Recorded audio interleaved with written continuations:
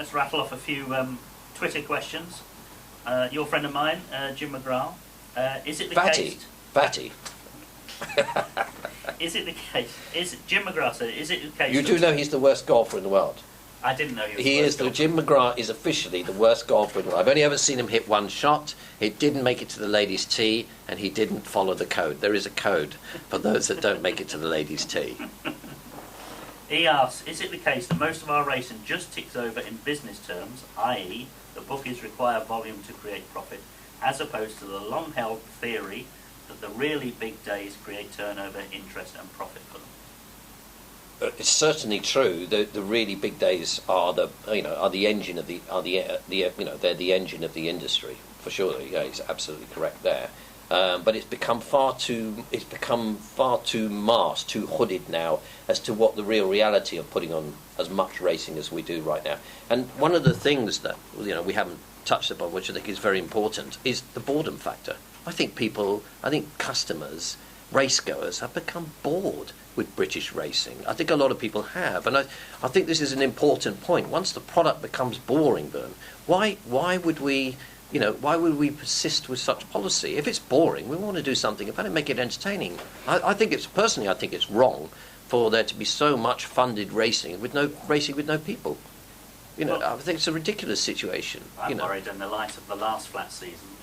I'm concerned that I'm becoming one of those people that are bored. If I didn't have to do it for my members and study form and this, that and the other, there will be days, possibly weeks now, where I'll just walk away and come back to it another time. Yeah, and I wouldn't blame you. I mean, some days I do. I mean, I love racing. Make no mistake about it, I love racing. Yeah. When I argue on Twitter, I'm not arguing from the point of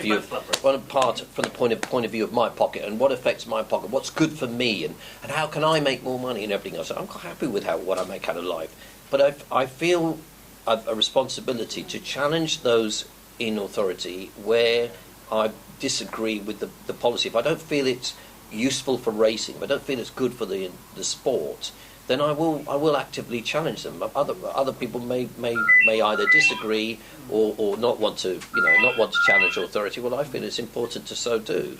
But I do think the programme runs a real danger nowadays of becoming dull.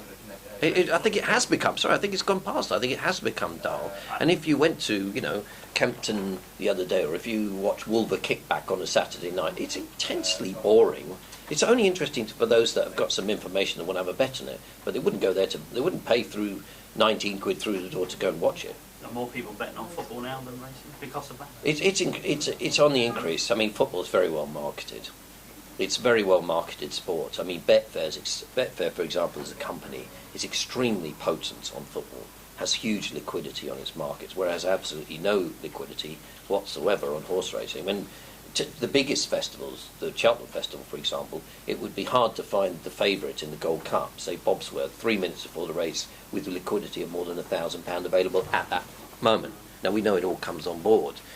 And in the morning price market, for example, on Betfair, it's totally collapsed. Even though all the traders sitting in Gibraltar are besotted with it. That horse must be 7-2 because there's £9 available. Literally, £9 available showing up at 7-2, so 7-2 must be the right price. In my view, the right price is probably 9-4, not 7-2, based on factors and form and everything else, and weight of money, proper weight of money. But football's a very powerful betting medium, and is certainly eating into the popularity of racing, and we need to do something about that. Where we're sitting now, there's corals down the road and probably others around here, for all I know. An empty one. An empty one. Hasefa on Twitter asks, would it be viable today for an independent bookmaker to open a high street shop without those machines in there? If he's got a lot of money. But there's absolutely no chance whatsoever on opening it up and hoping to make, if you could open up a betting shop and only bet on UK horse racing, you will fail. You need the machines, you need the other products. You would have to, if you were just going to open up just a pure sports book without all the ancillary operation, without the virtual, without the casino, without the machines, you would fail because the expenses would cripple you. Don't forget the big firms can run their shops virtually with one man, and they'll run it with one man and for example, a cashier, and then they'll rotate relief managers Right. on their days off, so they have that huge economy of scale. They don't pay the same gambling commission fees as an independent bookmaker do. They pay a fraction of what they pay. Many, as usual, the regulations of tax and everything else like that are extremely efficient for big bookmakers and not so efficient for small bookmakers. So small bookmakers pay ridiculous expenses in comparison to the larger concerns, have higher staff costs. So no, he would fail. Chris, a fellow profitable punter online, who's a good lad and There are a few. offers up free tips for people and makes a nice living from it. Mm-hmm. He says, stop moaning about being a bookie. Nobody forces you to be one. I love being a bookie, but that's only because some people will extrapolate from what I say on Twitter as being about what I'm about what I do for a living, what I'm a bookmaker. But like for example, I've had plenty to say about the Nicky Henderson situation and his ridiculous comments to the Racing UK or whoever he spoke to about the lack of opportunities for his horses. That's got nothing to do with bookmaking. That was quite a good impersonation there. It was indeed. But he So what's he been saying? Because we're talking here, we're sat here in November, don't forget. And what's Nicky Henderson been moaning about lately? Well, you have one of the biggest problems in racing, particularly national hunt racing, is the polarisation of runners to two stables: Nicky Henderson and Paul Nicholls, and Willie Mullins in Ireland. The same situation is true in Ireland. So we have this great polarisation.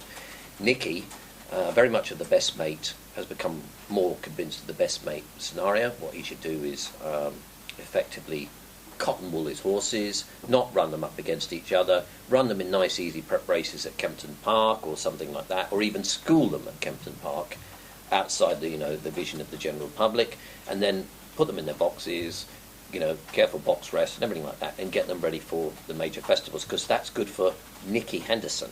That's not good for his owners. That's good for Nicky Henderson. Some of his owners don't care. Some of his owners are too wealthy, and they're only going to go racing to the Cheltenham Festival, and they would be quite delighted if Bobsworth was to win.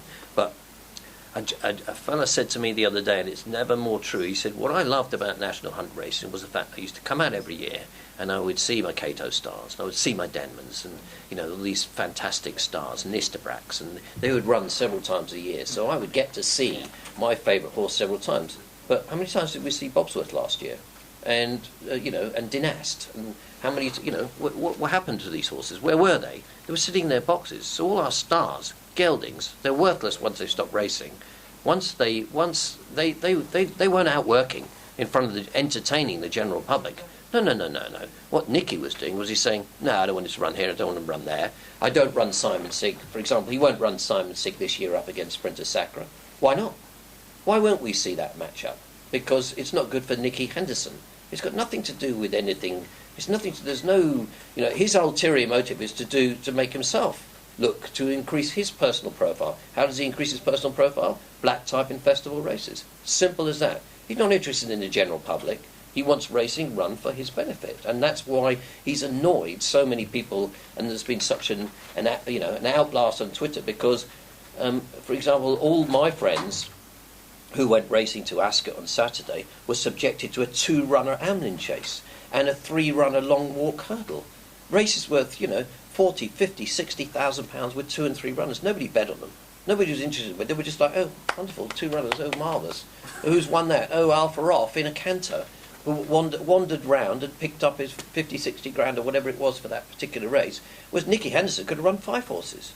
And yet he's in the paper there saying there's no opportunities for my Oscar Whiskey, no opportunities for a Grand Duet. Well, we had 4-runner races at Cheltenham a couple of weeks ago. He could have run them in that.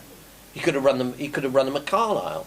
Recently there was an opportunity for his novice chasers to run at Carlisle against high-rated horses. But what Nicky doesn't want to do is he don't want to shoulder them with weight. So when the British Horse Racing Authority correctly puts up novice handicap chases, he doesn't want to run them in those because that might not be good for them. Shoulder with lumps, 11 stone 6, running around these races and giving lumps of weight away. No, that doesn't suit the long-term plan. The long-term plan is Cheltenham. What was the point of you going to Ascot then? For that particular Saturday? I went to Ascot. My team worked for the benefit of my customers. They actually bet more at Haydock than what they did at Ascot, just because of the way the programme worked out. It wasn't Ascot's fault. Ascot hadn't done anything wrong. Amlin hadn't done anything wrong, nor had Coral in that particular case. They'd all put up their money to support Ascot. But who didn't support Ascot? Willie Mullins, Nicky Henderson and Paul Nicholls. Sure, they put the odd runner in. Yes, they did have, for example, Paul Nicholls had Alpha off, for example, and Nicky had one in the long walk, as I recall. But they could have funded that race, those races with many more of their stars, as indeed they could have done, for example, in supporting races to the Paddy Power Festival, where we had 4 runner races for Oscar Whiskey running against 3 other opponents. People aren't interested in this kind of stuff. Where's this come from? And how has Nicky Henderson got the nerve to say that there are no opportunities for his horses? It's breathtaking nerve. Do they really care? I mean, I've never thought when they had the champion trainers title business, I've not really thought that Paul Nicholls and Nicky Henderson really care who wins it. But are you saying they do? No, they're interested in their own personal profile. Yeah. As you know, and you can't blame them for that. But we need to recognise that. We need to make sure owners who have horses with Nicky Henderson will accept his. You know, he will gently prod them into what direction he wants. At the end of the day, this is the owner's decision. But you're not really going to go against the champion trainer when he says, I think we ought to put him into his box for 2 months and then bring him out for Aintree or something like that. I mean, you're not going to go against that, are you? But it behoves the owners, you know, and many of them are very wealthy now. There was an excellent blog that I read the other day from a fella in Ireland who was talking about the situation in Ireland, who says that these major owners have bought up the value of these geldings, these, you know, ex-French stars and things like that. They've bought up the value so that other people, more ordinary owners, can't afford to spend that kind of money in horses. Yeah, they come out with 150 rated horses and all the rest of it. They're very hard to defeat. And there's, you know, obviously most owners think, well, there's no point in my running my horse up against Dynast. If Dynast were to run in the Paddy Power Gold Cup, instead of it being an incredibly entertaining event as it was, ate the field, and lots of betting on it, it was incredibly busy. And betting-wise, it creates a whole load of interest. If Dynast would have run, or Simon Sig would have run in the race, the race would have been a farce, because you would have had a 5-4 favourite, or 11-8 favourite, or something like that, a 7-4 favourite, and it would have just completely top heaved the market. It wouldn't have been the entertaining spectacle that it turned out to be. But that's not really an argument for sort of saying Nicky should bring out his horses more. That almost sounds like I'm saying keep the stable stars away. But what I would like to see is I would like to see Sprinter Sacre run up against Simon Sig. And if you're watching this, Nicky, let's make it happen. That's what should be happening. He has a responsibility to racing. He's got all the gems in the palm of his hand, and he shouldn't be cottonwooling them to his own ends. He should be letting the general public, the race loving public, see their stars. That's what we pay for in the winter. That's why National Hunt racing is so popular over the years. But now I'm looking at 4 and 5 runners. The start of the season has been, to my mind, excepting a wonderful Betfair chase. It was a wonderful Betfair chase and a great Paddy Power Gold Cup. Most of the rest of the programme has been absolutely awful. Sign of things to come, I think. Question from Colin, a friend of mine, on Twitter. If you, Jeff Banks, the Rodney Marsh of bookies, was a horse, if you were a horse... Well, it's different from being Rod Stewart then. And you see, I don't spike my hair up as much as I used to, you know. Oh, I've got less of it. If you, the Rodney Marsh of bookies, was a horse, which jockey would you like to be ridden by? Well, I wouldn't want to be ridden by Tony McCoy, would I? Because he'd never leave it alone. I mean, I would be endlessly under pressure. I suppose to my mind, the best jockey in racing is Barry Geraghty. Right. And on the flat code, obviously Richard Hughes. They have the reason why Barry Geraghty is such a superb jockey is his setup. His setup to the fences. If you watch Barry Geraghty approaching the second last or the last, or Ruby Walsh, another classic, and Tony, they are fantastic jockeys. I remember the criticism of Tony McCoy a couple of years ago when he fell on Denman, that he couldn't ride horses and all this nonsense. Well, he certainly managed to achieve, 3,000 odd, 4,000 winners or something. I mean, now, what a farce that's turned. Those comments that said he couldn't race. But basically, the reason why the top jump jockeys are so superior to the more regular jump jockeys, it isn't about bravery. Most of them are exceptionally brave and work really hard.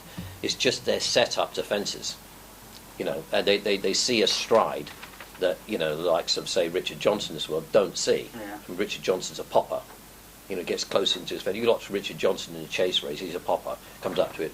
Oh, the horse pops over and loses lengths. Well, that's why Richard Johnson won't make champion jockey, because you know he's of that ilk. So yeah, it would be Barry. Oh. And I was coming at that question from a different angle actually. I Go wasn't on. thinking when Colin sent it, I wasn't thinking quality of jockey. I was thinking he was thinking of that you might like Hayley Turner to be riding or something like that. But that's my mind. Well, that says more about my mind. Than well, okay, well, perhaps. Well, I don't think I'm Hayley Turner's type. Last one from Twitter.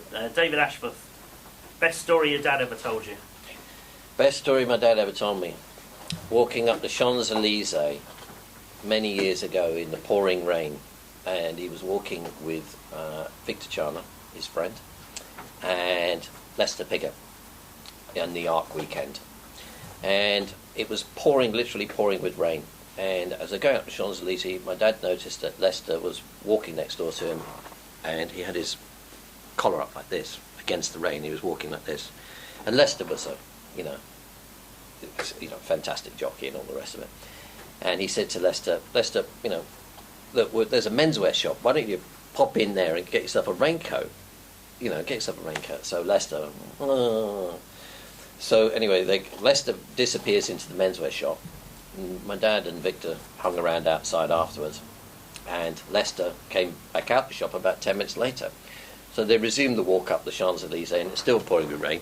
My dad turns to Lester, and Lester's still like this, with the jacket up to his thing and no raincoat. And my dad said to him, Lester, where's the raincoat? And Lester went, it's cheaper in Newmarket. Oh dear. There are many more fruity ones which I'm afraid can't be told on camera. Can't be told. Okay.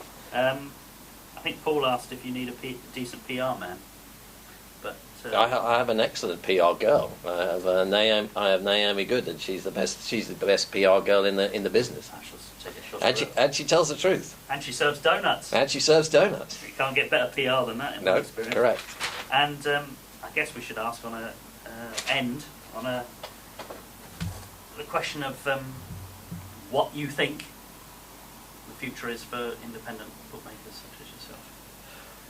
Well, we are endlessly under pressure these days, not only from fiscal pressure, from taxation and regulation and betting exchanges and everything else like that. I suppose the best way we find to compete is to provide just a better level of service than can be provided by bigger companies. I mean, it's not just the polarization of trainers in life that we encounter, it's the polarization of companies. Companies get ever bigger and ever stronger. The Vodafones of this world, and the John Lewises and all these massive companies, they become endlessly bigger. The Asdas, they become more powerful, whereas the ordinary independent businessman tends to suffer because he can't compete with their sheer economies of scale. So that's what happens in life. But we have to continue to battle the good fight on the basis of providing a better customer experience. Is British Airways better than Ryanair? As I say, yes, it is. It's a much better airline. They give a much better standard of service than Ryanair, but Ryanair is cheap. You get what you pay for in life. But there are still people that would prefer, if there was a Ryanair and a British Airways flight flying to Dublin on the same day at the same time, and the Ryanair plane was £30 cheaper than the British Airways seat, well, of course, a lot of people will choose to go with Ryanair just on the basis of cost. But there are still people that would fly with British Airways simply because the level of service that they give is achievably better. I see you more as Emirates or something like that. Oh, I'm Emirates. Oh, yeah. I haven't flown on Ryanair in my life. Make no mistake about it. If I was forced to fly on Ryanair, I just wouldn't go. And does Jeff Banks Racing accept any old member or? Yep. No. Any old guy. We have riff-raff like me. Yeah. No. We accept all stinky people as well as the great and the good, the lords and the ladies and all the rest of it. So there is a perception that we only take big bets. That's not true at all. Of course we do take substantial wages. We have done that. But we have customers of mine who like betting in £2.50 each way fivers and whatever, and they can do it using our great tech service that we got, which is extremely popular. We've got an app coming on board. This is the selling spiel, if you like. But we accept customers of all denominations and size, and we would treat all our customers would hope to treat all our customers with the same high levels of personal service. Well, as I confidently expect to take 220 quid off Bet Victor tonight by the time the football is over. Oh. Would you like the only experience? Would you like me to open an account with you for £20? It will be the only time you take £20 off. Indeed. We shall add your discount on top. Thank you very much indeed. Yeah. Is it a real one? Well, I don't know. Check it. It might be Spanish. If you live in Spain, this probably only cost you 17. Thanks for your time. Thank you.